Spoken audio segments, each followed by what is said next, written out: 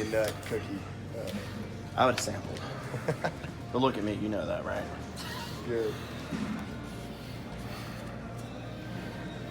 So you want to take it away? It's a lean group today.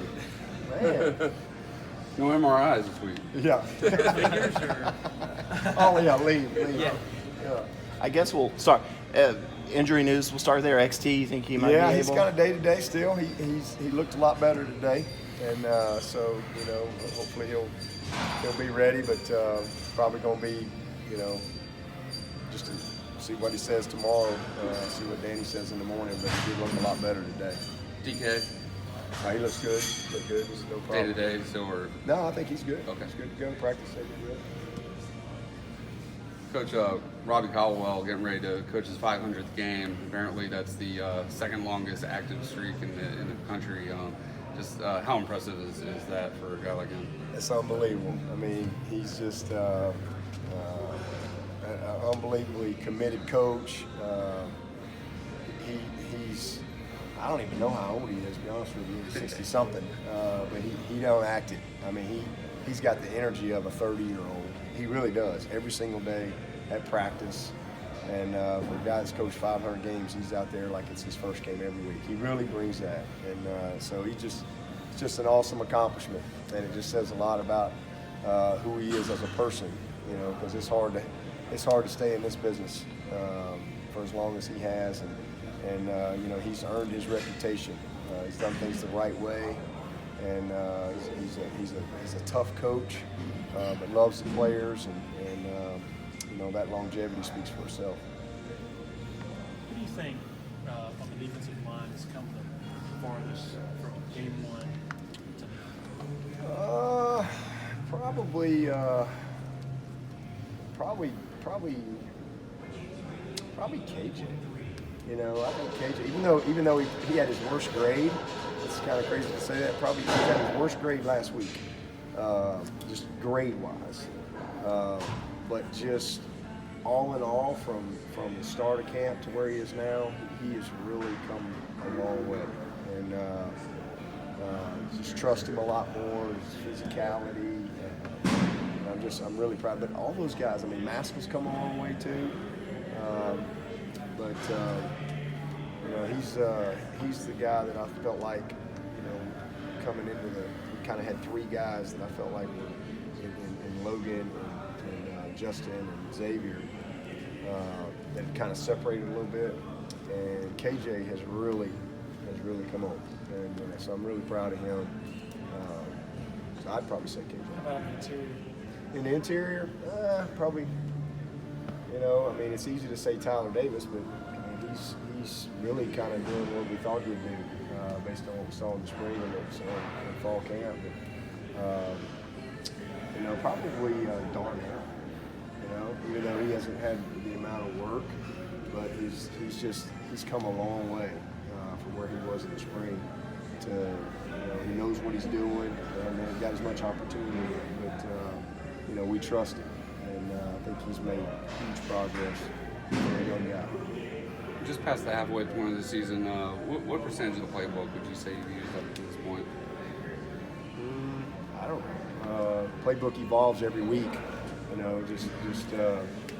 we try to install pretty much everything in camp, base playbook, and then it's a week to week because you have game plan, stuff that comes in play week to week. But it all builds off of your system that you have. So, I mean, we've pretty much got all of our run game in. I mean, there's nuances of what we do, that continue to show up and evolve as we go through the season. But for the most part, we've got pretty much the playbook is in, and it's not like we've got to come in and teach a new offense. From this point on, it's about building on the foundation, the base offense, with game plan adjustments, nuances, tendency breakers, things like that. Different ways to do some of the same things. You do a lot more of that towards the end of the season than you do early on? Or is it pretty much? It's pretty much right out of the gate. It's rock and roll, but sometimes you get into games and there's a lot of things that you practice that don't show up on game day. But we practiced our game plan all year long. It's fun. I mean, our playbook. But like I said, sometimes you get in games and situations in games dictate what you do. So some things carry over from week to week, some things don't.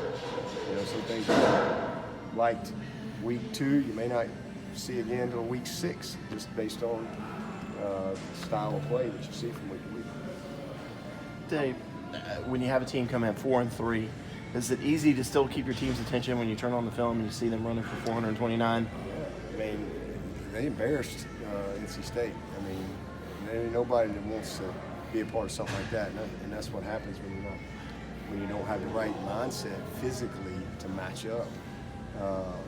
That's a long day, and so absolutely. I mean, we all know NC State. They're always a tough opponent for us, and they're giving up 67 yards a game. And those guys just absolutely smashed them. So easy for us to get for our guys to have their attention, based on what they see on tape. But also, they played Louisville. You talk about a last play game there, and Wake Forest, the same thing.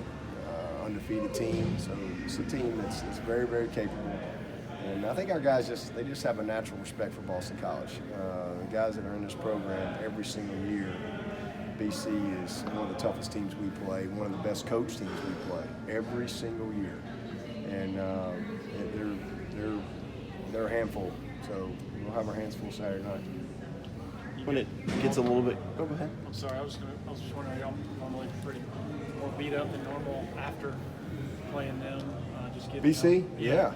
I mean, and last week was it's very similar to last week. Last week was a very physical game because they're a committed running team, and everything's built off of that. The difference is these backs are 250. That's the biggest difference. They're 250, and there are a lot of, mostly 2 tight ends and some 3 tight end sets. So a little different formationally, but the mentality's the same. So it's a physical game. I was telling them back when I was playing, this was every week. Just every week, go 3 downs and then you punt, and you kind of see who eventually give up the field position, get the field goal. And you win 10-7, 13-10, or whatever. And but this style of play it's not every week now, which I think what makes college football kind of fun to see. Okay, can you adjust? And can you play different styles of different styles of defense, different styles of offense? So I'm excited. I'm really as excited about this one as any of them all year long, because I want to see our guys match up. I want to see how they accept the challenge, because these guys, they're going to come in and challenge us. And so I want to see how we're going to match up physically and really the mentality that I'm looking for. On your first year as head coach, during homecoming week, you brought the players into the Tigerama and let them experience that. Why was that so important for you to do that, and you've done it every year since? Yeah, well, when I got the job, I just felt like Clemson was kind of divided, and I just felt like there was a disconnect. That's why we started the Tigerama. That's why I changed the way we came to the game, literally the next home game, because I just didn't. I felt like our guys weren't engaged to what was going on campus, and the pageantry of Clemson, and I just think it's important. This is college, And, I didn't even know what Tigerama was. I had no idea, and I'd been here 6 years. I didn't have a clue. So I was like, we're going to participate and be a part of it, and like everybody else. And so it's been a lot of fun, and we've done it every year. And it's just kind of like a pep rally. It's something that these guys to really just be a part of it with the rest of the community here, and just other students and fans that come in early. So it's a fun time, and just take a few minutes to disengage and connect with our fans and loosen up a little bit. And we go to a movie, so it's just become part of our homecoming routine. Yeah, so I say that's As is handing out pizzas tonight. I gotta make a pizza run tonight.